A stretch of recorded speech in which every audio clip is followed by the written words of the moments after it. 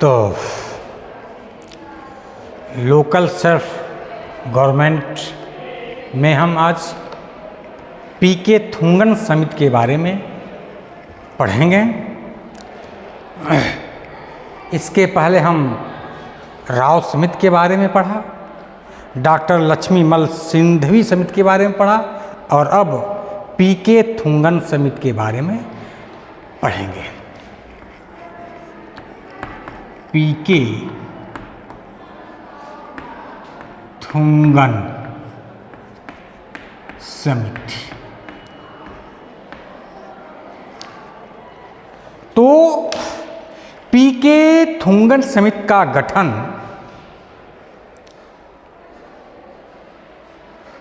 पीके थुंगन समिति का गठन पंचायती राज संस्थाओं की स्थिति पर विचार करने के लिए हुआ था। कब हुआ था? 1989 में।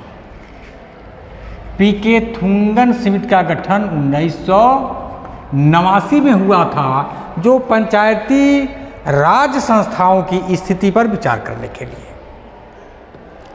इस समिति ने भी पंचायती राज संस्थाओं की दशा सुधारने के लिए उन्हें संवैधानिक दर्जा दिए जाने की सिफारिश की थी।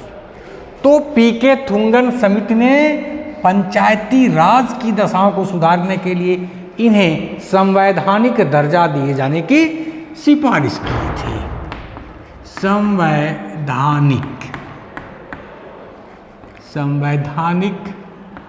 दर्जा की सिफारिश की थी।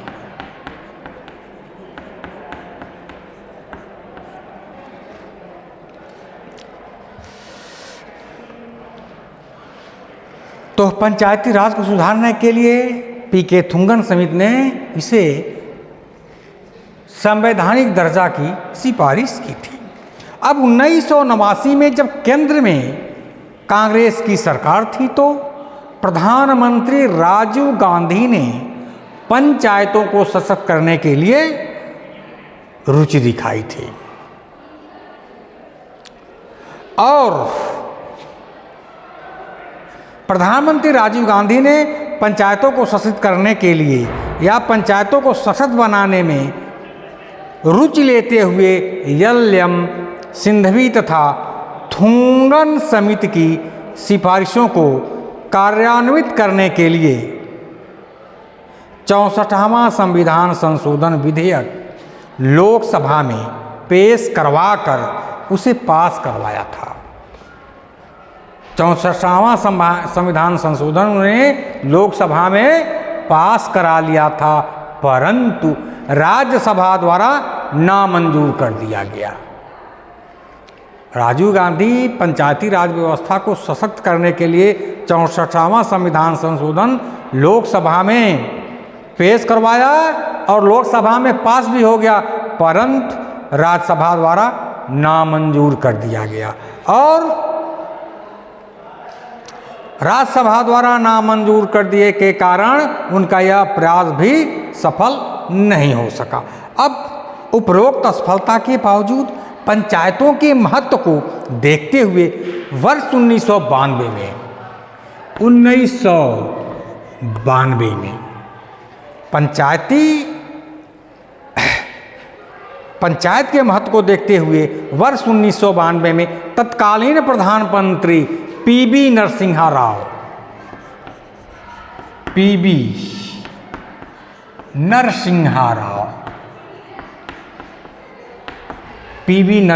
राव ने इस विषय पर सक्रियता दिखाई और इस विषय पर सक्रियता दिखाते हुए 73वां संविधान संशोधन विधेयक संसद में प्रस्तुत करवाया।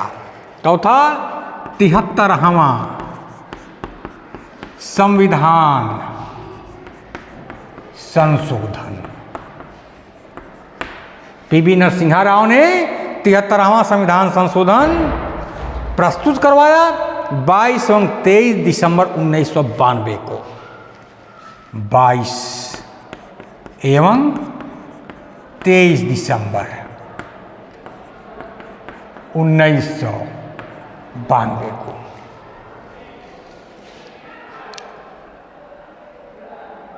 क्रमशः तो मतलब 1992 दिसंबर 1992 में उन्होंने प्रस्तुत कराया, तो 22 दिसंबर को लोकसभा में पास हो गया और 23 दिसंबर को राज्यसभा द्वारा पारित कर दिया गया। 22 दिसंबर को यह विधेयक लोकसभा में पारित हुआ और 23 को लोकसभा और 23 दिसंबर को जो है राज्यसभा में पारित हो गया।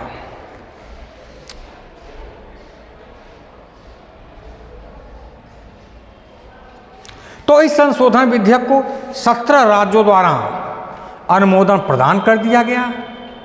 अब 17 राज्यों द्वारा अनुमोदन प्रदान कर दिए जाने के बाद राष्ट्रपति भी 20 अप्रैल 1993 को इसे अपनी सहमति प्रदान कर दी। 20 अप्रैल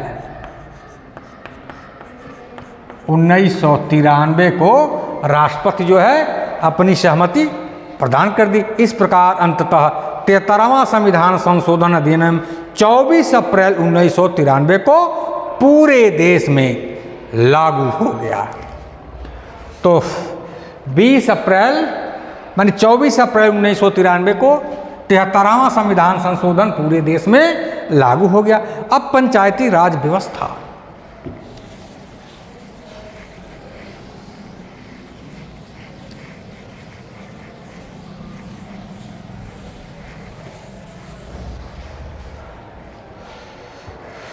पंचायती राज व्यवस्था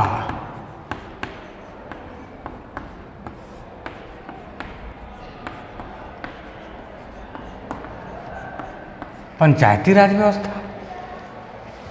तो 73वां संविधान संशोधन पूरे देश में कब लागू हुआ? 24 अप्रैल 1993 को लागू हुआ। अब पंचायती राज व्यवस्था क्या है? भारतीय संविधान में भाग 9 संविधान के 73वें तथा भाग 9 को संविधान के 74वें संशोधन अधिनियम 1992 द्वारा जोड़े गए। तो भाग 9 और भाग 9 क। तो भाग 9 में क्या है?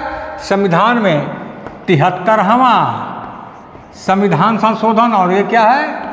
74वां संविधान संशोधन अधिनियम 1992 द्वारा जोड़े गए। अब 73वें संविधान संशोधन के द्वारा पंचायती राज संस्थाओं को और 74वें संविधान संशोधन द्वारा नगर पालिकाओं में लोकतांत्रिक प्रणाली की स्थापना को संवैधानिक मान्यता प्रदान किया गया। तो 73वां क्या है? पंचायती राज, पंचायती राज। और 74वां क्या है? नगर पालिका। ठीक है, नगर पालिका। 74वां क्या है? नगर पालिकाओं में लोकतांत्रिक प्रणाली की स्थापना को संवैधानिक मान्यता प्रदान की गई। अब भाग 9 द्वारा संविधान में 16 नए अनुच्छेद और 11वीं अनुसूची जोड़ी गई। भाग 9 में 16 नए अनुच्छेद और 11 नई अनुसूचियां 11वीं अनुसूचियां जोड़ी गई।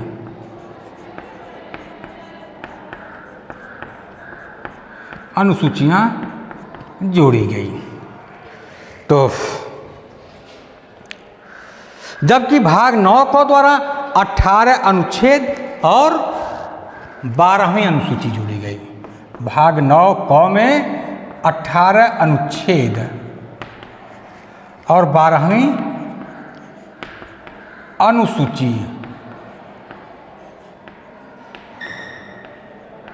जोड़ी गई। 18 अनुच्छेद, इसमें क्या 16 अनुच्छेद, 11वीं अनुसूची और 12वीं अनुसूची जो है 9 क में जोड़ा गया।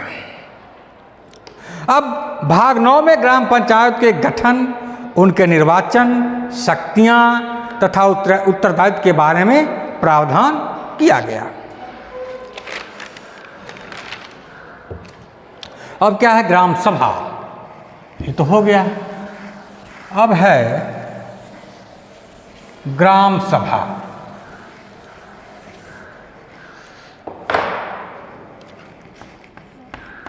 ग्राम सभा। अब ग्राम सभा क्या है? अनुच्छेद 243 का, अनुच्छेद 243 का, अनुच्छेद 243 के अनुसार गांव सभा गांव स्तर पर ऐसी शक्तियों का प्रयोग करेगी और ऐसे कार्यों का संपादन करेगी जो राज्य विधानमंडल विधि बनाकर उपलब्ध करेगा। तो अनुच्छेद 243 का क्या कहता है? गांव सभा गांव स्तर पर ऐसी शक्तियों का प्रयोग करेगी और ऐसे कार्यों का संपादन करेगी जो राज्य विधानमंडल विधि बनाकर उपबंध करेगी। वस्तुतः किसी ग्राम की निर्वाचक नामावली में दर्ज नामों वाले व्यक्तियों को सामूहिक रूप से ग्राम सभा कहा जाता है। ग्राम पंचायत ग्राम सभा की कार्यकारी संस्था होती है और ग्राम पंचायत के कार्यों का निरीक्षण तथा मूल्यांकन करती है। अब पंचायतों का गठन। पंचायतों का गठन, पंचायतों का गठन, पंचायतों का गठन, कॉन्स्टिट्यूशन ऑफ पंचायत। तो संविधान का अनुच्छेद 243 ख त्रिस्तरीय पंचायती राज व्यवस्था के बारे में प्रावधान करता है। अब वो इनके अनुसार प्रत्येक राज्य में क्या होना चाहिए? प्रथम क्या है? ग्राम स्तर पर ग्राम पंचायत। पहला क्या है? ग्राम स्तर पर ग्राम पंचायत, ठीक है। दूसरा क्या है? जिला स्तर पर जिला पंचायत का गठन किया जाएगा। दूसरा क्या? मध्यवर्ती स्तर पर क्षेत्र पंचायत। और तीसरा है जिला स्तर पर जिला पंचायत का गठन किया जाएगा। परंतु जिन राज्यों की जनसंख्या 20 लाख से कम है वहाँ मध्यवर्ती स्तर पर पंचायतों का गठन करना आवश्यक नहीं होगा। भारत में पश्चिमी बंगाल एक ऐसा राज्य है जहाँ पर 4 स्तरीय पंचायत राज व्यवस्था को अपनाया गया है। अब 4 स्तरीय पंचायत राज व्यवस्था में क्या कहा है इसको देखिए। पहला क्या है? ग्राम पंचायत, दूसरा अंचल क्षेत्र पंचायत, तीसरा है आंचलिक परिषद और चौथा है जिला परिषद। फिर से मैं दोहरा रहा हूँ इसे। 4 स्तर में क्या है पश्चिम बंगाल में पंचायतों की व्यवस्था? पहला है ग्राम पंचायत, दूसरा है अंचल यानी क्षेत्र पंचायत और तीसरा है आंचलिक परिषद और चौथा है जिला परिषद। तो पंचायतों की संरचना क्या है इसको देखिए।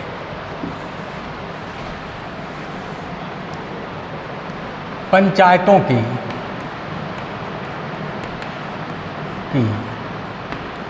संरचना, पंचायतों की संरचना क्या है इसको देखिए। अनुच्छेद 243 का, अनुच्छेद 243 ग, अनुच्छेद 243 ग के तहत पंचायतों की संरचना के बारे में प्रावधान करने का अधिकार राज्य विधानमंडलों को दिया गया है। परंतु किसी भी स्तर पर पंचायत के प्रादेशिक क्षेत्र की जनसंख्या और ऐसी पंचायत में निर्वाचन द्वारा भरे जाने वाले स्थानों की संख्या के बीच का अनुपात समस्त राज्यों में जहां तक संभव हो एक ही होगा।